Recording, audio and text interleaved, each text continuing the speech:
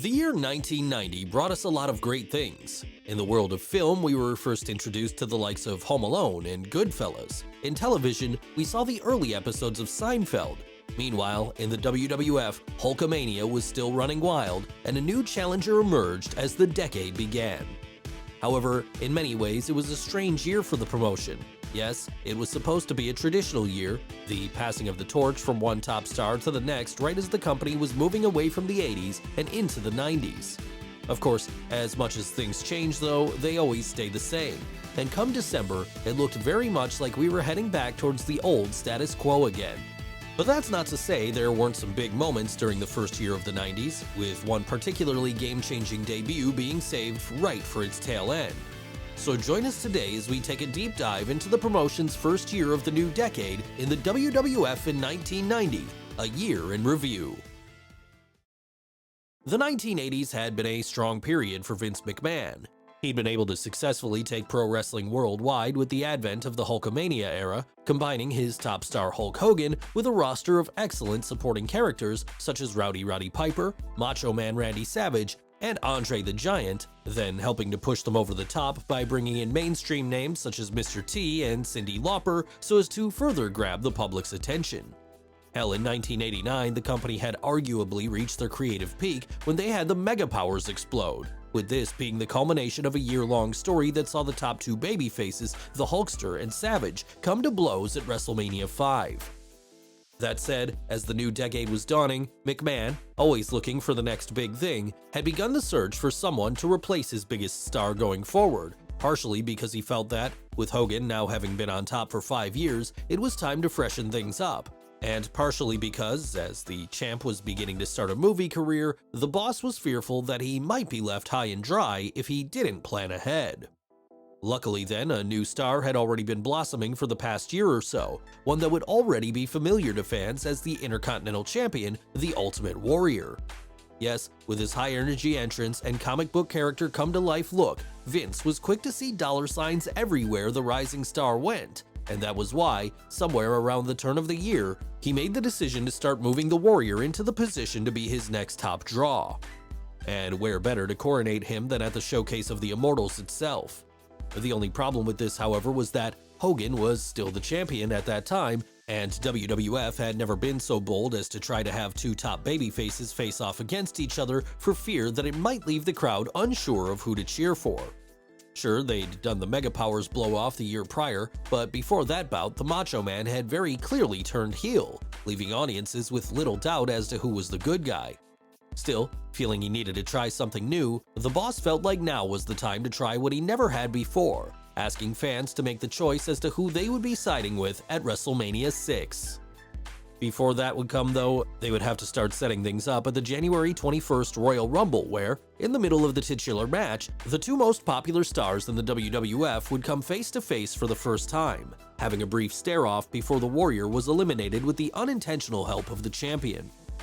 More important than who was eliminated though was the reaction of the fans as, realizing what was being teased here, they exploded with approval, with this being enough to convince McMahon that he had made the right decision, and as such should push forth with the big babyface versus babyface match.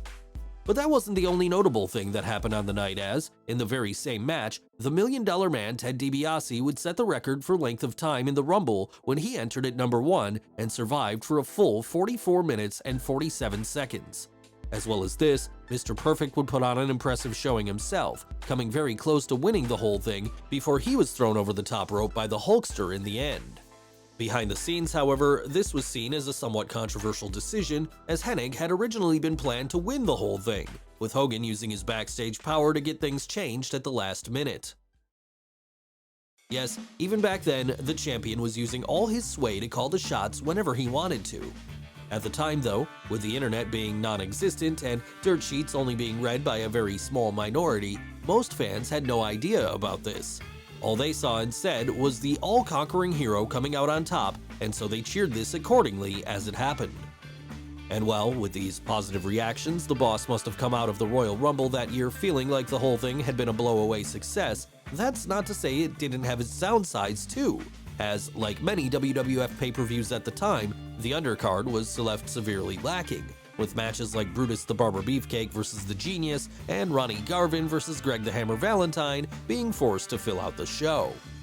And before the company reached the heights of WrestleMania 6, there would be another blow as, feeling like there was no more appetite for women's wrestling in his company anymore, Vince McMahon formally deactivated the women's title on February 21st, with this making Rockin' Robin the last official champion up until the point the belt would be revived in September of 1998 and won by Jacqueline. Still, even if the girls were disappointed, this didn't give fans much pause for thought at the time, as their main focus was already on the upcoming showdown between the Unstoppable Force and the Immovable Object at the biggest show of the year. That said, that wouldn't be the only thing making WrestleMania 6 worth watching, as, on the same card, fans would get to see the culmination of a year's worth of stories that included Andre the Giant having one of his final in-ring appearances, Dusty Rhodes teaming with Sapphire to take on Randy Savage and Sherry Martel, Rowdy Roddy Piper characteristically courting controversy when he painted half his body black prior to his match with Bad News Brown, and Diamond Dallas Page getting to have a cameo appearance driving Rhythm and Blues down to the ring in his pink Cadillac. But those were all on the undercard, and it was the main event where the real story lay. Hogan versus Warrior for the title, winner take all. Of course, this main event may have never ended up happening if the Macho Man had gotten his way, however, as just a few weeks prior to the show, he'd gotten one more shot at the Hulkster during the February 23rd episode of the main event, a match that was originally supposed to see Mike Tyson appear in WWF 8 years early after he was booked to be the special guest referee. Plans for this changed though when, 2 weeks prior to this, Tyson would be knocked out by Buster Douglas in one of the biggest upsets in boxing history, with this ultimately being the reason that Douglas was brought in to officiate the match instead. But regardless of who the ref was, the result would end up the same. Hogan would retain his title and move on to WrestleMania where, in an expertly laid out bout that played to both men's limitations, stole the show and was later voted by readers of Pro Wrestling Illustrated magazine to be their match of the year. And with many future WWF stars such as Edge, Christian, Lance Storm, and Renee Young all watching in attendance that night, the Ultimate Warrior would do the unthinkable by the end when he pinned Hogan clean in the middle of the ring to dethrone him as champion and start his own reign at the top. Yes, the torch had been passed, and so now, going forward, while the Hulkster left for a while to focus on his movie career and do some dates in Japan, Vince McMahon began pushing the Warrior as a top star for the 90s. Unfortunately, however, the first step in this push was to have him immediately vacate the Intercontinental title, as kayfabe WWF President Jack Tunney deemed him unable to defend both belts simultaneously. So while the new Intercontinental Champion was being decided in a tournament that eventually saw Mr. Perfect come out the winner, the World Champion entered into a feud with ravishing Rick Rude that would see the two reunite their program from the year prior. Sadly though, this never got to feel like the main event program it should have been, as, by the time it was picking up steam, Hogan had returned to the company to start his own war with Earthquake. And with fans still having their old hero there to take the shine off the new one then, the Warrior felt very much like he was playing second fiddle to the real top star, as while he was taking on Rude in a steel cage match at August 27th SummerSlam, the Hulkster was taking on his larger-than-life foe in what many saw as the true main event.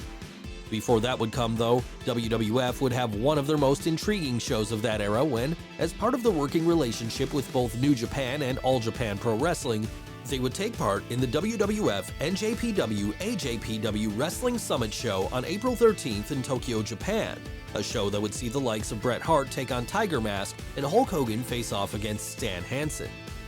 And while it was well received, eventually being voted the best show of the year by readers of Dave Meltzer's Wrestling Observer newsletter, it would still mark the only time that all three companies would ever co-promote a show together, with New Japan and All Japan's rivalry making any future attempts at this impossible. Once that was done though, it was back stateside, where WWF continued to build towards the upcoming SummerSlam pay-per-view. And in the lead up to this, fans would get to see some new faces added to the roster when, on July 16th, both the Road Warriors and Kerry Von Erich would make their debuts at a Wrestling Challenge taping, with them later to be renamed as the Legion of Doom and the Texas Tornado, respectively. And while that was going on, tragedy would strike for one Brutus Beefcake, as he would suffer a horrific injury when he was hit in the face by a parasailer that same month, with this requiring him to take the rest of the year off as he underwent facial reconstructive surgery. On a better note, however, when the night of SummerSlam finally came, fans were treated to another good show, as it was there that they would see both the Texas Tornado win the Intercontinental title from Mr. Perfect and the Hart Foundation win the WWF Tag Team titles from Demolition. All while, elsewhere, Hulk Hogan was toppling Earthquake and the Ultimate Warrior was defending his world title against Rick Rude. And as it happened, this would end up being one of the final appearances in WWF for Rude at the time, as after allegedly being told by Vince McMahon that his incredibly shredded body wasn't good enough and that if he wanted to have a future in the company he would need to take more steroids, he left to go back to WCW. And he wouldn't be the only one leaving around this time, as Jesse the Body Ventura would also cut bait after having a dispute with the boss about home video royalties for commentators, something he would later win a court case over. Setting this aside for now though, and focusing on what was happening in the ring, McMahon would start preparing for the second half of the year. A half that would see one of his top up-and-coming stars, Shawn Michaels, have to take time off to deal with a knee injury, all while, elsewhere on the show, the Texas Tornado continued to feud with Mr. Perfect over the IC title, and the Hart Foundation embarked on a lengthy run of tag title defenses. On top of this, Dusty Rhodes would continue his ongoing feud with Ted DiBiase, while Rick Martel would simultaneously be starting up a program with Jake the Snake Roberts after having temporarily blinded him with his signature cologne. This, of course, was all in the undercard though, and it was in the main event where, as usual, most of McMahon's focus lay. So it only made sense then that it was here where he used what he felt were his best ideas, having Hulk Hogan form a tag team with Tugboat to help him out in his continued wars with Earthquake, as elsewhere, the Ultimate Warrior was continuing his run on top, defending against opponents such as the Big Boss Man. That said, for as hard as the boss had been pushing him, by this point it was clear that the Warrior just wasn't working out as the next top star the company had hoped he would be. Of course, the reasons for this are numerous and can be argued until the cows come home, with many either blaming the continued presence of the Hulkster in the main event scene, or the weak roster of challengers the champion was forced to contend against after he'd offed Rick Rude in the summer. Others, however, have laid the blame for this failure squarely on the feet of Jim Hellwig, as they felt that, when given the ball to run with, he proved that he was little more than a one-trick pony, an exciting entrance who couldn't actually do what was needed in the ring when not being carried by a far superior opponent, and who didn't have either the temperament or the work ethic required to be the next Hulk Hogan. Whichever of these arguments you subscribe to, though, the end result was the same. The Warrior just wasn't drawing, and so that was why, as the year began coming to a close, Vince McMahon began making plans to put the belt back on Hogan at the following year's WrestleMania, with him feeling then that the Hulkster would need a heel opponent to topple as he prepared to have Tugboat be the one to turn on him. Thankfully though, before Tugboat could be booked to become WWF champion, outside forces began to work their way into the wrestling industry as, with the Gulf War in Iraq picking up steam, the boss came up with the hugely controversial idea to have perennial American hero Sergeant Slaughter turn heel and become an Iraqi sympathizer. Of course, playing off a real-life war where many people had died was seen as tasteless by a lot of fans at the time, and the results of this angle would come back to bite the company when fan interest for WrestleMania 7 the following year reached all-time lows. That said, for the time being, McMahon remained convinced that this was the way to go forward as, for the second half of the year, Slaughter would draw the ire of fans everywhere he went, with things getting so bad at one point, fearful for his safety, he would be forced to come to shows with full personal security, all while wearing a bulletproof vest. Of course, thankfully, this was never needed, but it didn't stop the turncoat aligning himself with General Adnan anyway, and entering into a feud with everyone's favorite American hero, Nikolai Volkov, in the autumn. And this would eventually see both men captain opposing teams at November 22nd's Survivor Series, with Slaughter's union of mercenaries that included Tatanka, Sato, and Boris Zukov here coming up short against the alliance of Volkov, Tito Santana, and the Bushwhackers. But that wasn't all that was happening on the show, as elsewhere on the card, the Ultimate Warrior would limp on with his title run as his team defeated Mr. Perfect's, all while after that, Hulk Hogan would once again steal his spotlight when his union of Hulkamaniacs was able to topple the quartet made up of Earthquake, Dino Bravo, the Barbarian, and Haku. And that wouldn't be the end of the night for those combatants either, as this would be the year that WWF tried out the idea of having a grand finale match, which saw the winners of all the evening's prior bouts face off in one final showdown. And while this was an interesting idea, with it ending with Hulk Hogan and the Ultimate Warrior standing tall, it never really hit it off with fans, and so the whole thing would end up being scrapped the following year. But of course, as everyone now knows, the 1990 Survivor Series would ultimately be famous for one big debut, and that was the introduction of the Gobbledygooker. Yes, we know there was a bigger one than that, but the Gooker is worth mentioning regardless, as while he may not have stood the test of time, he's remained memorable amongst fans for being one of the worst gimmicks ever created, with the tease of the giant egg being hatched at the event being built up for weeks prior, then ending in the limpest possible fashion. And part of the reason for this disappointment was that there had been so much speculation from fans about who was in the egg during the lead-up, with some even going as far as to suggest it would be a big WCW star such as Ric Flair or Sting. So when it was revealed to be Hector Guerrero in a poorly designed turkey costume, then everyone groaned, with even Mean Gene Okerlund struggling to sell the whole thing after he awkwardly stumbled about the ring with the newest roster member for a while after this.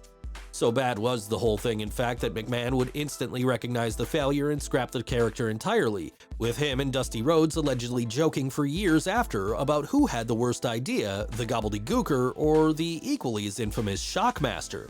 And of course, there was another, more important debut that night, one who would go on to become one of the biggest stars in WWF history, and that was The Undertaker. Yes, perhaps no surprise debut in the history of wrestling has ever delivered as much as when the $1 Million Man Ted DiBiase came out prior to his team's match against Dusty Rhodes, the Hart Foundation, and Koko B. Ware to announce that his secret entrant, who would be brought to the ring by Brother Love, hailed from Death Valley itself and was there to destroy everyone in his path. Immediately after that, and the dead man came out through the curtain for the first time, striking fear into the hearts of children everywhere, as Vince McMahon and Roddy Piper sold the whole thing on commentary like the devil himself had just walked into the building. Even today, in fact, 30 years on, it's still chilling to watch, and just as effective then as it was now. Little did anyone know that this character, for as cool as it was on the night, would blow away even the most optimistic expectations by lasting for a full 3 decades thereafter, remaining at the top of the card throughout and becoming arguably the greatest gimmick in wrestling history in the process, eventually going on an unparalleled near 25-year win streak at WrestleMania that would begin the following year. Hell, come the next year, he would have even toppled the mighty Hulk Hogan to become WWF champion, but that was still a while away, as Hogan would have to wait until Sergeant Slaughter had defeated the Ultimate Warrior for the belt before he could get his own shot at it. And while the Iraqi Sympathizers title win wouldn't come until 1991, the seeds for this were very much being sown as 1990 drew to an end, with him beginning to feud with the champion on the house show circuit throughout December. As far as the other titles were concerned, the year would finish up with Mr. Perfect keeping hold of the Intercontinental strap, while elsewhere, the Hart Foundation would regain their tag team titles after a phantom win by the Rockers in October would be stricken from the record books. And for all the discussion of the main event situation being in such flux as the new decade dawned, with the attempt to pass the torch onto someone new failing so miserably as the company ended up having to fall back on older, more reliable stars, perhaps the thing to be taken from 1990 is that, by the end of it, the two men who would lead the company through its next era, Bret Hart and Shawn Michaels, were rising up to the point of getting into title programs themselves. Hell, it would be Hart who would eventually dethrone Perfect for the Intercontinental title at the following year's SummerSlam, so even if WWF didn't know it at the time, the failure of the Warrior didn't really matter in the long run, because their future remained secure regardless. Yet for all the promise that was blossoming in the mid-card, if we're reviewing how 1990 went for WWF, it was definitely a step down from years prior, with this probably marking the point where the Hulkamania era had peaked and was now beginning its downswing. But downswing or not, any year that gave us the babyface showdown of Hogan Warrior at WrestleMania, the curiosity of a WWF NJPW AJPW Super Show, and the debut of arguably the greatest character of all time in The Undertaker can't be considered a failure.